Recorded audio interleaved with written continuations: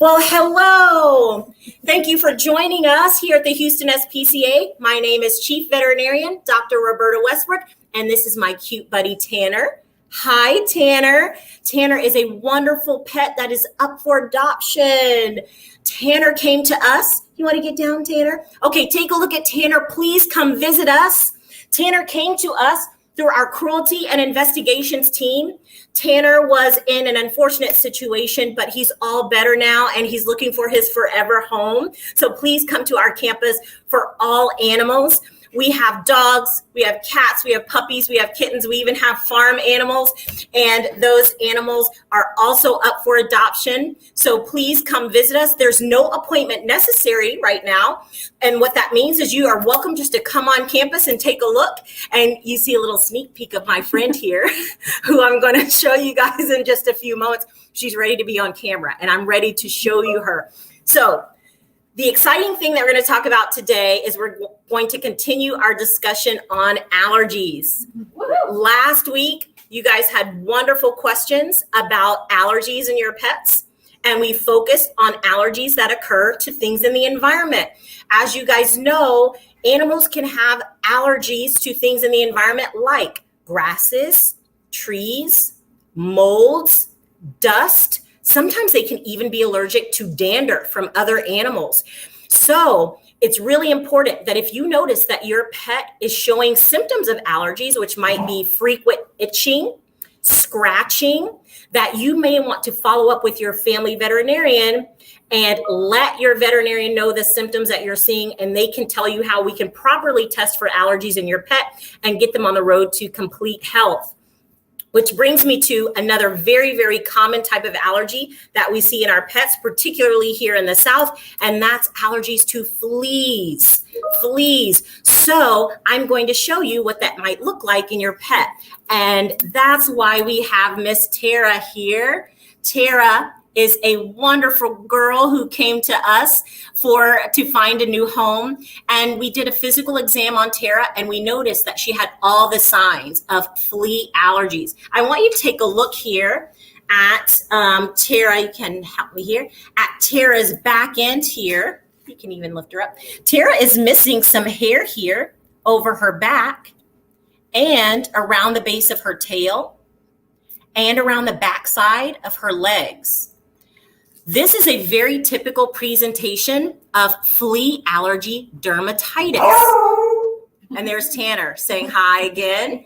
So what we find is that fleas love to live around the backside of the animal, which causes them to chew at their skin, and the hair may fall out and become red and irritated. So what we need to do is continue to treat Miss Tara here for her flea allergies. But what we also have to do is that when Tara is in a home, we need to make sure that we're treating all of the pets in the home for fleas. It's not going to be as beneficial if we just treat Tara. We need to treat all of the pets in the home, as well as the yard, outside, and any areas that pets live in. So if you can think of any questions that you have about allergies in your pets or fleas in general, perhaps I can help you now. Okay, well, we've got Danielle who has a question. She says her dog Bailey sneezes a lot. So when she does that when she comes in from the outside. So should she get looked at for allergies? Absolutely. So we have a pet who is sneezing, particularly when coming in from outdoors.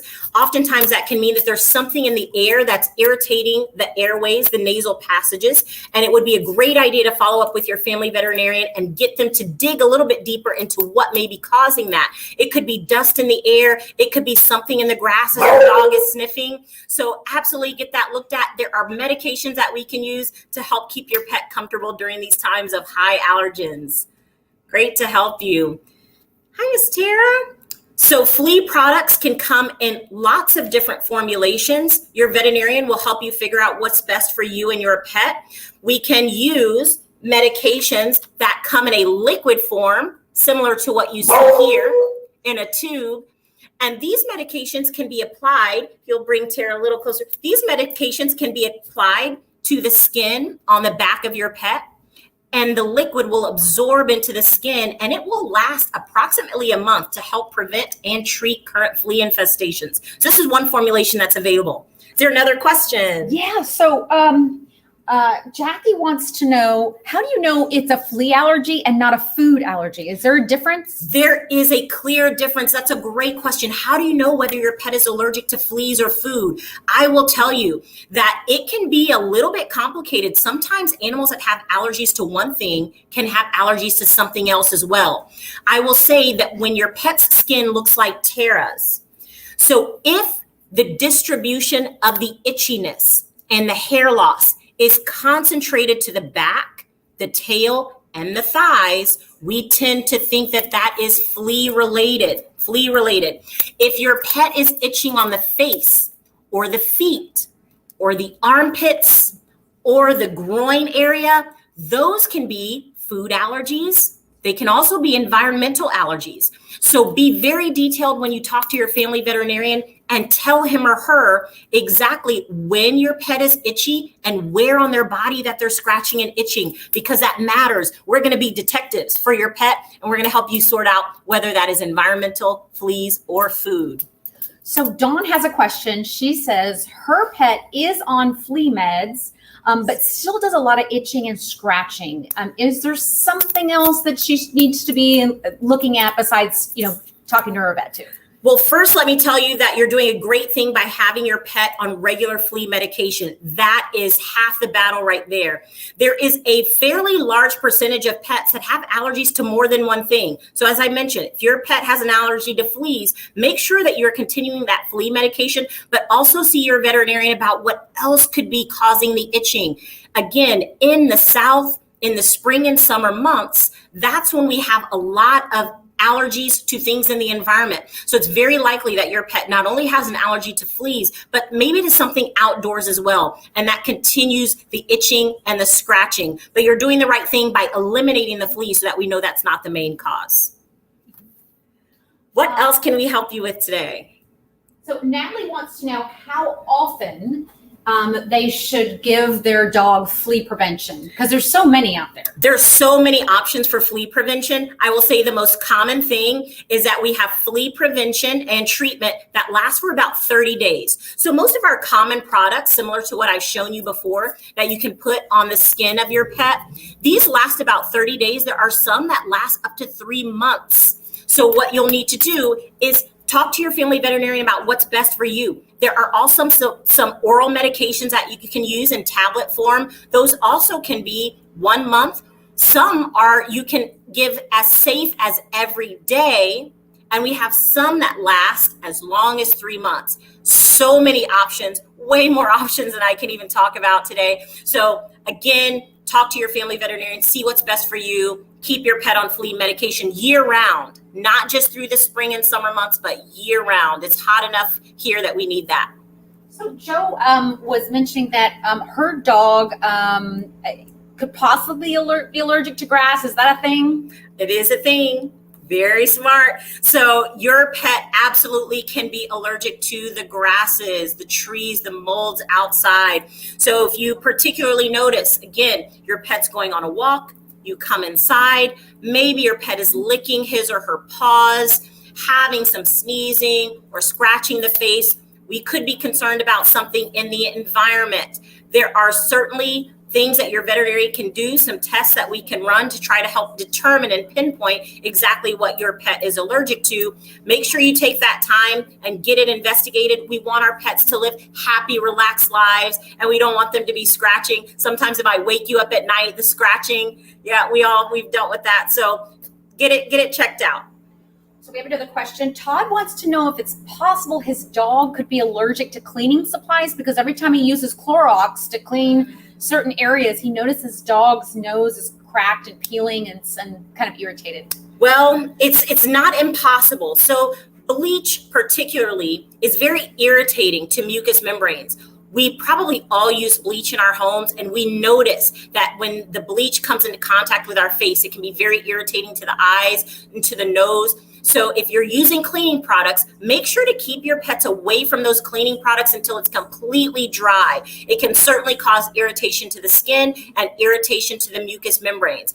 If that does not work, I still think you should follow up with your veterinarian and make sure that there's not something else going on with your pet's skin that's causing those lesions that you're mentioning. So Dawn wants to know if she can give her dog liquid Benadryl for itching. That's a great question. Please talk to your veterinarian about what's going to be most appropriate for your pet. In general, diphenhydramine or Benadryl is safe in pets, but we do have to make sure that we're dosing it according to the patient's size. So you're not going to administer the medication the same way that you would to your child, for example. So you've got to see a veterinarian first and get that prescription under their direction. But in general, it is used in pets and it can be helpful in some cases for itching. Great question. So Irene has a question. She said she just adopted a cat and she already has a dog. Is there a chance that dogs can be allergic to cats the way humans are? Can you imagine that? But yes, it is possible. Wow, I didn't know that. That's awesome. It is possible that dogs can have an allergy to the dander in your cat's fur the same way that people can be allergic to cats as well. Again, there are tests that we can do and advice that your veterinarian can give you to help you work through that and determine whether that really is the cause, but it is possible. So thank you for that question. All right, we've got one more question from Jackie. She wants to know that if her cat is scratching a lot, is part of that could be just grooming, or is there something that's causing the cat to be irritated? Yes. Scratching in pets in general can be caused by numerous different things. So as I mentioned, things in the environment. One of the things that can cause itching is a contact allergy. So a contact allergy is something that your pet is lying down on very frequently that he or she is irritated to or allergic to. So for example, maybe you have a blanket that you lay on and it irritates your skin. That can certainly happen in our pets. Hi, Miss Tara. Hi. So absolutely, it's very possible. So it could be fleas, it could be something in the environment, it could be something that your cat is lying down on. So make sure that you, again, follow up with your veterinarian, have a general physical exam done, and make sure that we are doing all the tests to rule in or out all of these different causes. Particularly if your cat is itchy enough to lose fur, it's going to be important to follow up so we can make sure she's comfortable.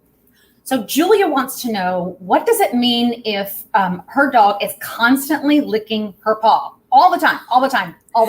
Licking the paws is so common. And as you know, you can hear the licking. It wakes you up at night, keeps you up during the day. This is very common in both environmental allergies, so things outdoors. It's also very common for food allergies, which we're going to focus on next week. Food allergies. So pay attention to that. Again, we can help you decide what your pet is allergic to by taking a very thorough history and asking questions about things in your environment and the food that your pet eats, and we can help you determine why that licking of the paws is so constant. Natalie wants to know, what's the difference between flea prevention and flea treatment? Great question. What's the difference between flea prevention and flea treatment? If your pet has fleas currently and we prescribe medication, we usually will just say the term is flea treatment because we are treating a current flea infestation. Past that, once the fleas are gone, everything after that is flea prevention because we want to prevent the fleas from coming back. The medications are the same most of the time. So we can have medications that not only treat the fleas currently, but can prevent them from coming back. And so oftentimes it's just a terminology usage there. So Todd has a pretty good question for this summer. He's concerned about his dog jumping into the pool and the chlorine bothering him with his potential allergy. Should he keep his dog out of the pool? Well, I think the pool is a great exercise for pets. It can help cool them off. I think it's a great idea. What it might be helpful to do is after your pet comes out of the pool, give your pet a nice bath. So if your pet's going into the pool frequently and their coat is staying very moist, and not drying off very well, certainly they can become irritated. So I would say give your pet a nice gentle bath afterwards. You can even find some shampooless wipes that you can use to wipe your pet down. It's also really important to make sure your pet's ear canals are clean after. Hi, Tanner. Tanner's down here wanting to say hi. Make sure your pet's ear canals are clean and dry after the pool, because wet ear canals can lead to infections. So pools are great, but certainly if we're not careful, they can lead to other problems. Okay, we got one more question, and then we'll have to wrap up. Stacy wants to know, is there a difference between different kinds of fleas that can cause different allergic reactions? Sure, that's interesting. There are various types of fleas. The most common type of flea that we are dealing with in dogs and cats is actually the cat flea. So even fleas on your dog that are causing itching and hair loss, like we saw in Tara, they're actually caused by a cat flea. So those are what we're going to be dealing with in dogs and cats, and all of our common flea medications will be effective against those fleas. Thank you guys so much. Those are all great questions. Tara here is going to be up for adoption soon as well. She's going to get her teeth cleaned, and she's going to get a mani and pedi today, and then maybe you'll see her in the future up for adoption. But please come on down to our campus. Take a look at Tanner. Take a look at all the other pets we have up for adoption so that they can find their forever homes, and we're happy to see you guys again. Thank you for tuning in. Please join us every Friday and come see us down at the Campus for All Animals, Houston SPCA. Bye, I'm Chief Veterinarian Dr. Roberta Westbrook.